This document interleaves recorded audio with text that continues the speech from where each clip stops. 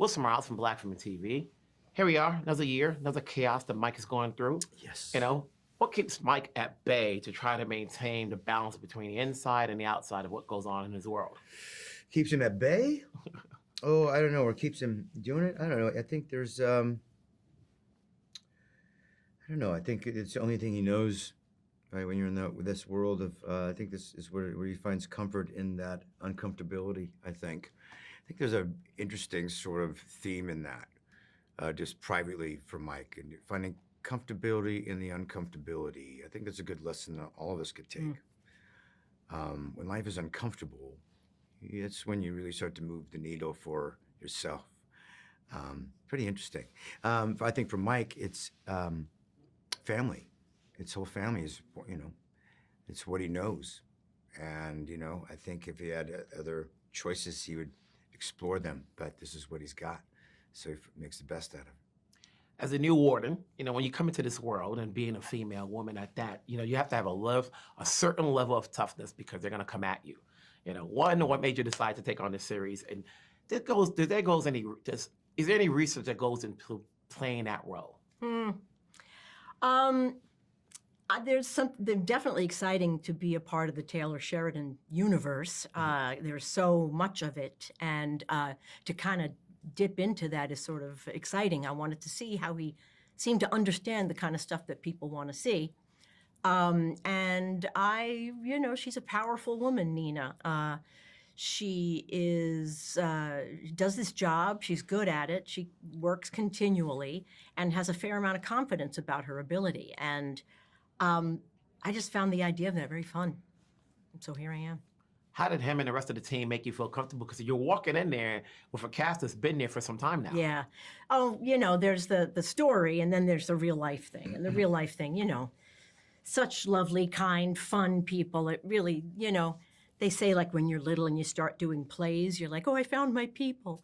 Well, they're kind of everywhere in this business, you know, with a few exceptions, but not enough to mention, where you walk onto a set and either people I've worked with before or people that know people I've worked with, and a lot of kindness, a lot of effort made to make me feel at home. So that part of it was delicious.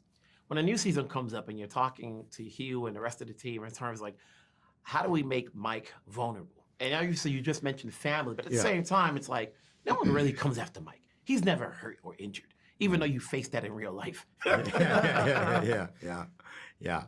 I think, that's something it's discussed quite a lot, but not even just for Mike, but just for as an audience member, for the show. I think it's so important to find ways to allow the audience, you know, some reprieve from the violence, from the tension. You know, that's just in basic storytelling.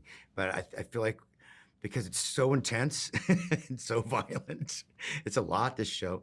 We do have to find ways of vulnerability. We do have to find tenderness and softness, storylines, or just parts of, doesn't have to be a storyline, but just moments to like allow the audience to see why we're doing this, something to root for. Because otherwise, we can't just watch. It's too sadistic just to watch the violence and the chaos and all sort of stuff. That's all kind of very truthful. But it is something that I think about all the time, and I fight for all the time. Whenever we find out little moments, or I always look for them in scenes or moments of behavior, whether before we're rolling or after we're rolling. I always just look for like the truth in like the moment befores of something, you know, or the afters, the aftermath of something. If it's an argument and someone walks away, it's like, fuck, what did I just do? Or you're feeling guilty about something, or you find a lot of complications. I think and that makes these characters pretty rich, just looking for that vulnerability. Congrats on the new season. Let's keep it going. Yeah. Thank you. Wilson Morales from Black Film and TV. Here we are, new season. For some reason or another, a lot's going on with Ian. You know, he's fighting for his life. You know, I keep thinking I'm gonna hide. You know, it's like he doesn't just do his job. You know, there's a lot going on stemming from what happened last season. What more can you say as far as Ian's trajectory this year? I mean, he is a guy who's trying to keep his darkest impulses at bay, and sometimes he doesn't do a very good job of it. Keep it short and simple. And then with you coming onto the news, how did Ian make you feel welcome? Ian didn't make me feel welcome, but Hugh did. You're right. Ian doesn't make anybody feel welcome. Yes. No, Hugh has been like my champion from the very beginning. Hugh and Wendy Riss, who really, you guys created this character.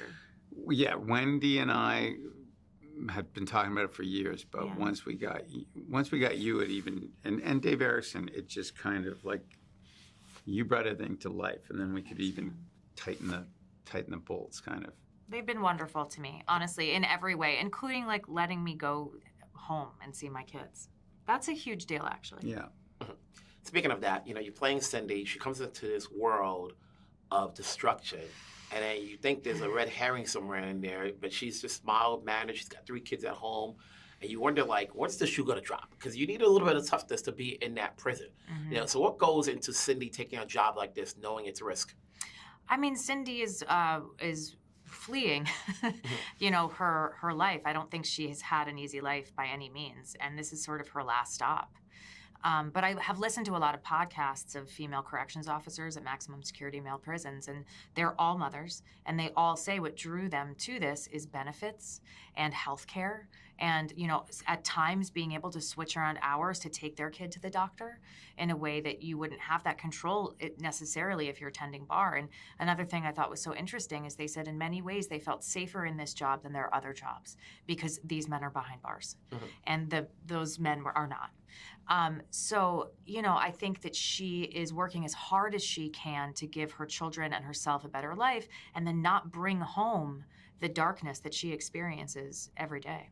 Speaking of darkness, what goes into creating the storylines every season where there's a new person that's, ready for chaos, but yet it's up to Mike and Ian and the rest of the task to make sure everything's at bay, both inside and outside?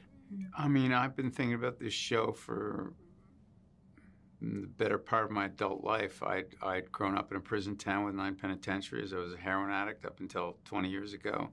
Taylor Sheridan and I, when we created it, we spent a couple of years just talking about it and building that world.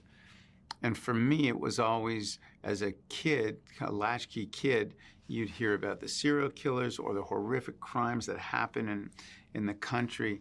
And then as a kid, where did they end up? And they ended up about 2 blocks from my house in one of the penitentiaries. So it was always kind of in the back of my mind. And I think that's why I'm so driven to tell these stories. And I find the combination of I worked at the hospital for sick children for years. And there's a depth of humanity in there. But the common thing with that and with our show is I noticed that the doctors and the nurses had a killer sense of humor. And when we make our show, there's a lot of darkness, and we're shooting in old penitentiaries that sometimes can be haunted.